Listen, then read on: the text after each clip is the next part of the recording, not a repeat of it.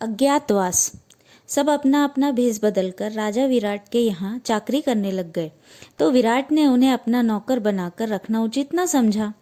हर एक के बारे में उनका यही विचार था कि ये तो राज करने योग्य प्रतीत होते हैं। मन में शंका तो हुई, पर पांडवों के बहुत आग्रह करने पर और विश्वास दिलाने पर राजा ने उन्हें अपनी सेवा में ले लिया। पांडव अपनी अपनी पसंद के कामों पर नियुक्त कर लिए गए। युधिष्ठिर कंक के नाम से विराट के यहाँ दरबारी बन गए और राजा के साथ चौपड़ खेलकर दिन रात बिताने लगे। भीमसेन वल्लभ के नाम से रसोई का मुखिया बनकर रहने लगे। वह कभी कभी मशहूर पहलवानों से कुश्ती लड़कर हिंसक जंतुओं को वश में करके राजा का दिल बहलाया करते थे।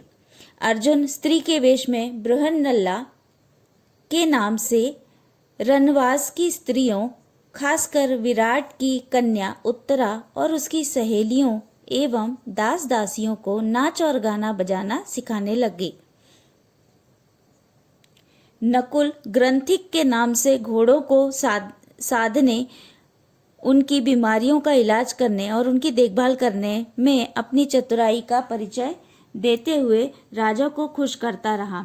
सहदेव तंतीपाल के रूप में गाय बैलों की देखभाल करता रहा। पांचाल राजा की पुत्री द्रौपदी, जिसकी सेवा अटल के लिए कितनी ही दासियां रहती थी, अब अपने पतियों की प्रतिज्ञा पूरी करने हेतु दूसरे की आज्ञाकारिणी दासी बन गई। विराट की पत्नी सुदेशना की सेवा सुश्रा करती हुई रनवास में सैंद्री के नाम से काम करने लगी। रानी सुदेशना का भाई किचक बड़ा ही बलिष्ठ और प्रतापी वीर था। मत्स्य देश की सेना का वही नायक बना हुआ था और अपने कुल के लोगों को साथ लेकर किचक ने बूढ़े विराट राज की शक्ति और सत्ता में खूब वृद्धि कर दी थी। किचक की धाक लोगों पर जमी हुई थी। लोग कहा करते थे कि मत्स्य देश का राजा तो किचक है, विराट नहीं।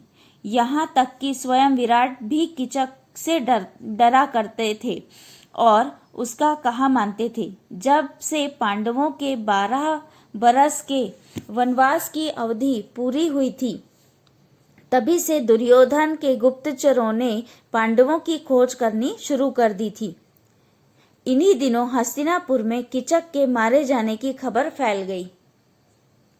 यह खबर पाते ही दुर्योधन का माथा ठनका कि हो ना हो किचक का वध भीम ने ही किया होगा। यह दुर्योधन का अनुमान था। उसने अपना यह विचार राजसभा में प्रकट करते हुए कहा, मेरा ख्याल है कि पांडव विराट के नगर में ही छुपे हुए हैं।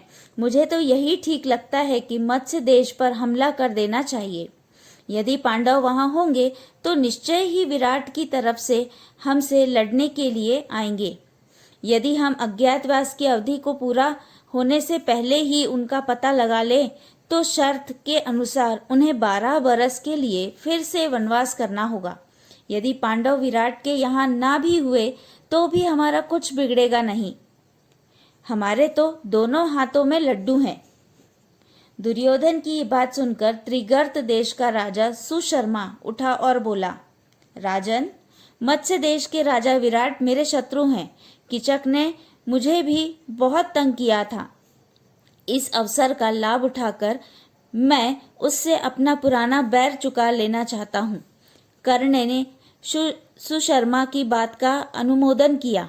फिर सबकी राय में यह निश्चय हुआ कि विराट के राज्य पर राजा सुशर्मा दक्षिण की ओर से हमला करें और जब विराट अपनी सेना लेकर उसका मुकाबला करने जाए, तब ठीक उसी मौके पर उत्तर की ओर से दुर्योधन अपनी सेना लेकर अचानक विराट नगर पर छापा मार दे। इस योजना के अनुसार राजा सुशर्मा ने दक्षिण की ओर से मत्स्य देश पर आक्रमण कर दिया। मत्स्य देश के दक्षिणी हिस्से पर त्रिगर्त राजा की सेना छा गई और गायों के झुंड सुशर्मा की सेना के कब्जे में आ गए। कंक युधिष्ठिर ने विराट को सांत्वना देते हुए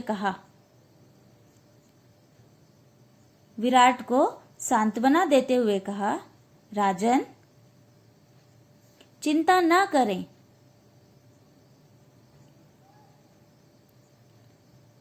मैं भी अस्त्र शस्त्र विद्या सीखा हुआ हूँ।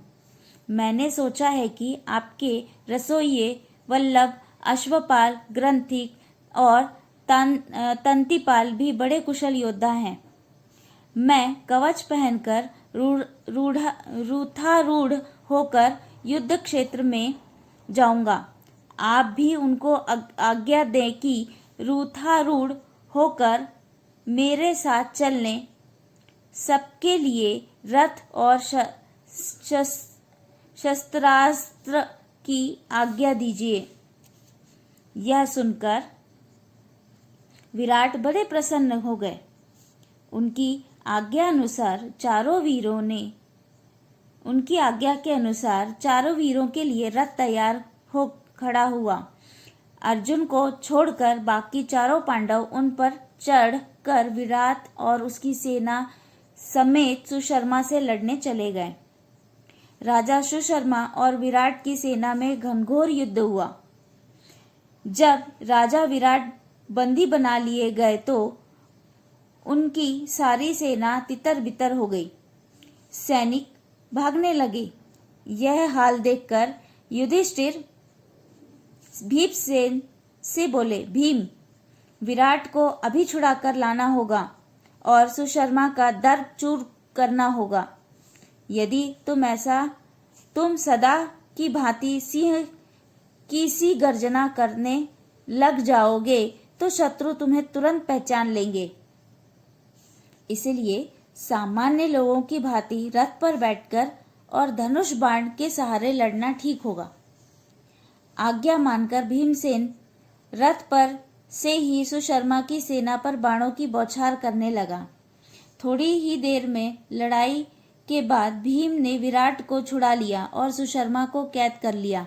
सुशर्मा की पराजय की खबर जब विराट नगर पहुंची तो नगर वालों ने नगर को खूब सजा कर आनंद मनाया और विजयी राजा विराट के स्वागत के लिए शहर के बाहर चल पड़े। इधर नगर के लोग विजय की खुशियां मना रहे थे और राजा विराट की बाट जोह रहे थे, तो उधर उत्तर की ओर से दुर्योधन ने तबाही मचा दी। राजकुमार उत्तर तो बिल्कुल डर गया था और कांप रहा था। उसने बृहन्नला से कहा, बृहन्नला, मुझे बचाओ इस संकट से, मैं तुम्हारा बड़ा उपकार मानूंगा। इस प्रकार राजकुमार उत्तर को भयभीत और घबराया हुआ जानकर बृहन्नला ने उसे समझाते हुए और उसका हौसला बढ़ाते हुए कहा, राजकुमार, घबराओ नहीं, तुम तो सिर्फ घोड़े की रास संभाल लो। इतना कहकर अर्जुन ने उत्तर को सारथी के स्थान पर बिठाकर रास उसके हाथ में पकड़ा दी। राजकुमार ने रास पकड़ ली। आचार्य द्रोण यह सब दूर से देख रहे थे। उनको विश्वास हो रहा था कि यह अर्जुन ही है। उन्होंने यह बात इशारे से भीष्म को जता दी।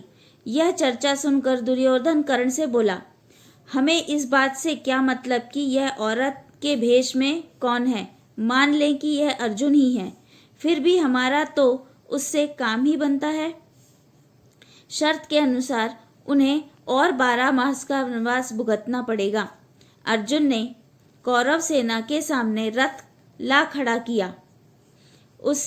उसने गांडीव संभाल लिया और उस पर डोरी चढ़ाकर 3 बार जोर से टंकार ली।